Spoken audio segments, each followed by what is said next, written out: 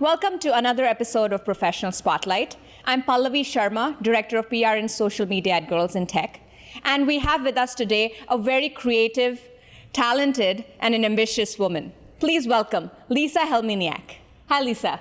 Hi, Pallavi. Thanks so much for that great introduction. Thank you. Thanks for taking the time out to talk to us today. No, it's great. I think Girls in Tech is a great organization, so I'm really happy to. Thank you. So let's jump right into knowing a little about you. Who's Lisa, professionally and personally? That's a funny question. I've been thinking about that a lot lately. I don't know. I've always been a bit of a chameleon from a little girl on. I have a lot of passions and interests, and they span kind of odd subject areas. I started my life out as an artist, as a professional dancer, and did that for 10 years, and then got interested in economics and international studies. Then I got interested in technology, and so it's been a really odd path. I just kind of follow what interests me.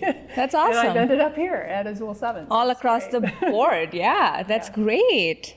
Yeah. And personally? I am a parent. I have a 19-year-old who's finished up her first year of college. I've been involved with the nonprofit sector in the Twin Cities and the arts, and I love gardening. I love spending time cooking and hanging in my house when I have time to rest. Love traveling, so just again kind of eclectic interests and just try to stay busy. Yep, perfect. So let's talk about a little about your interest in the tech field and how it all started for you, and a little background on that. Actually, it's again started pretty early. My first job out of college was working at the Harvard Institute for International Development. I was really interested in either a law career or maybe economics, which is, again, go from dancing to economics, but that's what I did. And I got exposed to a guy there who was developing software for budgeting officials from developing countries and around where to spend their healthcare dollars. So do they build a well in a village, or do they inoculate children? And he was using software to actually teach and show modeling around budgeting. Oh. And I got really excited with the idea that you could create an environment and an immersive experience to help people understand information better. So that was my first exposure to it.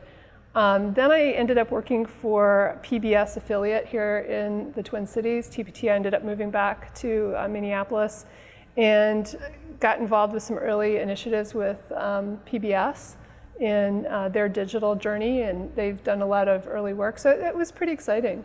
We did some work with teachers, Mathline, to help math teachers teach math better. Great. So that was my exposure, and it was a great experience. And so I got absolutely really interested in it, and then I just switched my career and was like, that's what I'm going to do.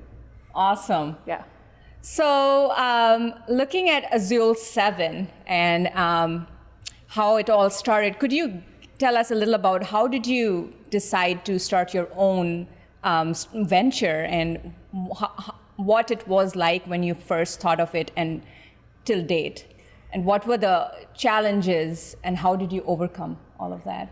That's an interesting story too. I actually was working for a great place, Larson Design and Interactive, and heading up their interactive group and team there. And I really kind of honed my chops there. I really learned about running a business, being a consultative person to clients, helping to run teams. I can't say that I learned everything there. I needed to get some management experience under my belt. I did a little bit of that there, but I knew that I wanted to work for a different type of group. We had some limitations on what we could do at Larson because of the focus of that company. Mm-hmm. So at that point, I knew I wanted to do something different. I knew I wanted to be able to hone the team that I wanted to work with, so that we could work on, in a sense, bigger business problems, not just design problems. I've always been interested in the why of the reason something's not working, or how we can improve products or technology for people. And so I wanted to be able to develop my own team that was a different group of brains, if you will, a little bit more, diverse in its thinking. And so what I wanted to do was have my own team and start working from there. I did, when I left Larson, started working on my own. I was freelancing for a while.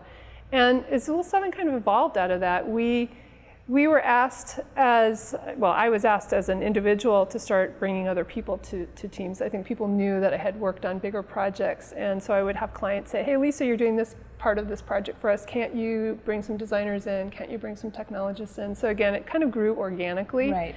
And I would say that's the thing, if I had it to do over again, I, in a sense, fell into Azul 7 as a bigger entity, and I probably didn't do some of the homework I could have done as building a business plan. I don't think business plans are all that great. I mean, you write a bunch of stuff down, and then you've got it on paper, and then the world changes. You know? And we started in 2007. Next year, 2008, the world did change. We went through that big economic downturn. So there were some things, I think, just some financial chops I wish I had had. That I learned certain things running a group within another agency, but there's certainly different things you need to know as an owner. And I would have gone back and done a little bit more homework that way.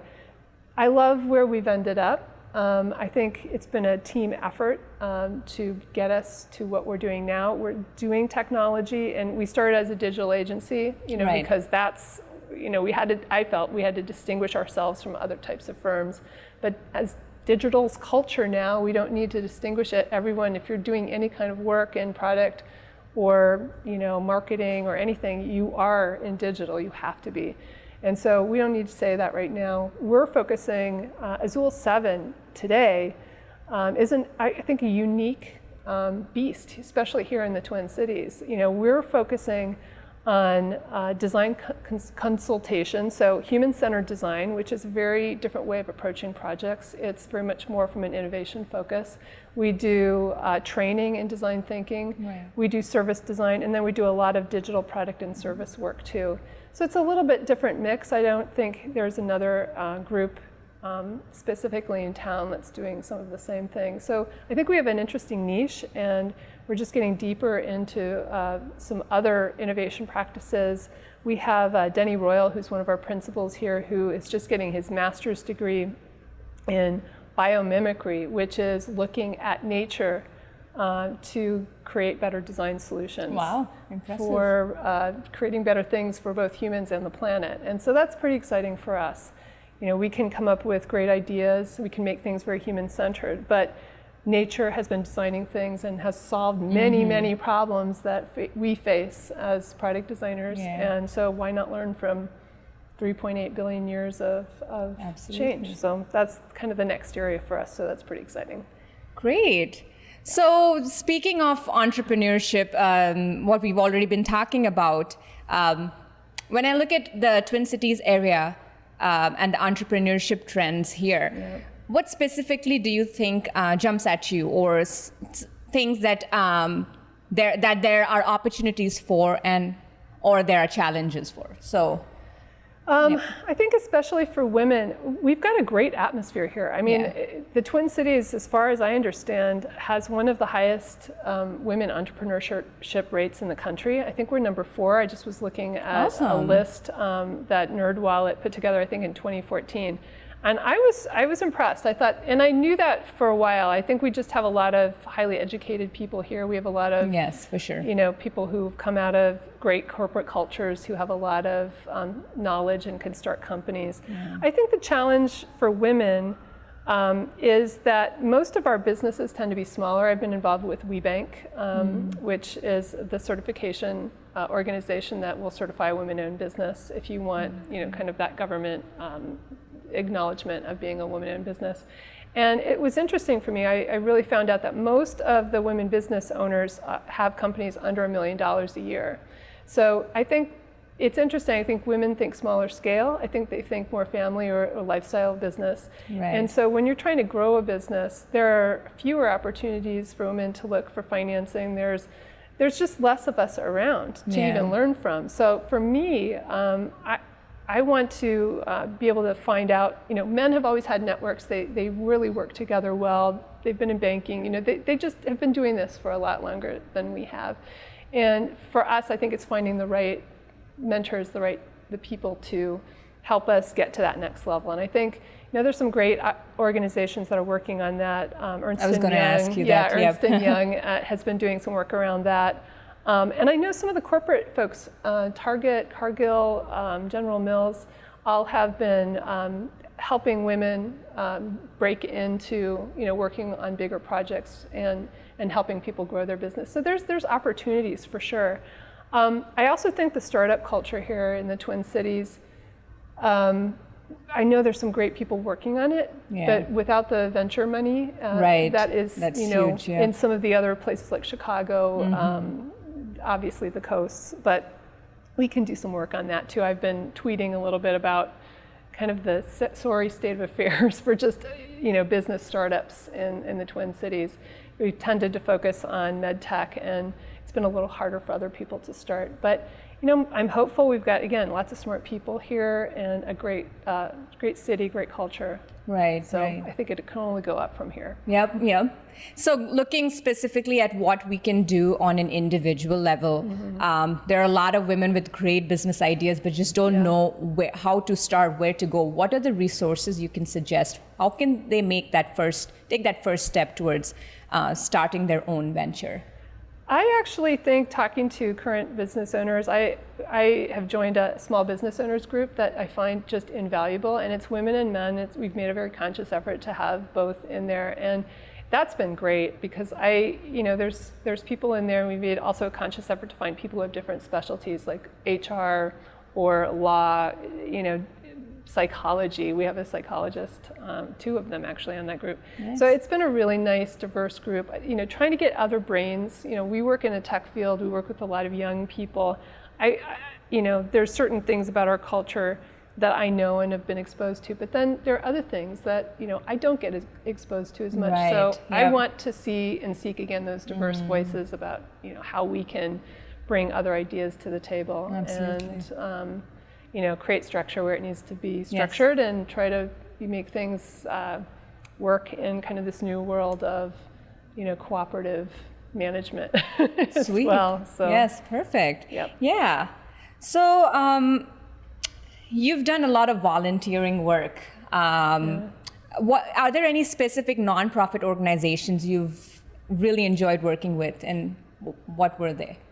Actually, I am very passionate about education. Yeah. We have an incredible education achievement gap in the Twin Cities with, especially the racial diversity issue with Hispanics, African Americans, and Native American kids. And so Achieve Minneapolis, I was on the board with that organization for a long time, pretty passionate about them. They are the nonprofit partner to the Minneapolis Public Schools, and are trying to bring new ideas and new ways of working and new ways to address the achievement gap and get kids into school and work opportunities that are most appropriate for them. And I think that's the main thing that we all can give each other is education. It can't be taken away from you. Exactly. It's the empowerment tool, and education is my thing. I have to say the arts is also a passion. Yeah. I'm currently on a board, Link Vostok, which is a really interesting arts exchange with Eastern Europe. So we have been doing a dance festival every 2 years in Russia, and then we bring Russians and Eastern Europeans and dancers here, music too. And so that's very different from... Completely different. Yeah. I have my little finger still in the arts community. Yeah, exactly. I'm glad you were able to do that. Yeah, and I've gotten to travel to Russia 3 times now, which has been really That's amazing. fantastic. So and work with artists. So I need that piece. Yes, absolutely. I totally understand. So we all have role models, right? Yeah. Who's your role model? I think this is funny, but I have to go back to my childhood loves and role models. And my first one is going to be Jacques Cousteau. I know that's weird, but I just fell in love with him because I think what I loved about him is that he was a scientist and he was exploring a place that is very hard for the rest of us to get to. And the undersea world of Jacques Cousteau was my favorite thing growing up. And he was a poet scientist. And to me, maybe that brings together that two sides of my brain. Jane Goodall is another one who I just, again, thought made science accessible and the world of knowledge accessible to everyone. So I would have loved to live in the woods at that age, studying chimps. That would have been great. Simpler times for sure. Simpler times. Yeah. All right. So are there any advice that you have for our members and women who are either looking to get into the technology field or who already have established a good footing in the technology field and are looking to take that next leap? I think the key for me through all of everything I've done is persistence. Yes. And Great I think point. it's hard. It's so easy to think I'm not good at this, or I don't, this isn't the right thing, or if I did this a different way, I might have a different outcome. But I just, it's so easy to give up and say, oh, there's better people who can do this, or I don't know. Persistence for me is just hanging in there.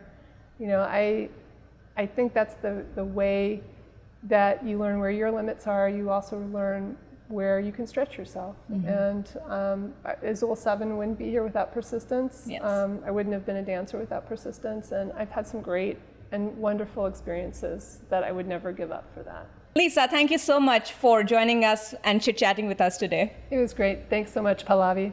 Thanks, I appreciate it. And thanks to all you guys for joining us for another episode of Professional Spotlight today. Big, big thanks to Azul 7 for providing us the space, and to Jennifer for shooting the video and editing it. Please do not forget to visit our website at www.gitmsp.org, and do not forget to sign up for our newsletter. Thanks again, and see you next time. Bye-bye.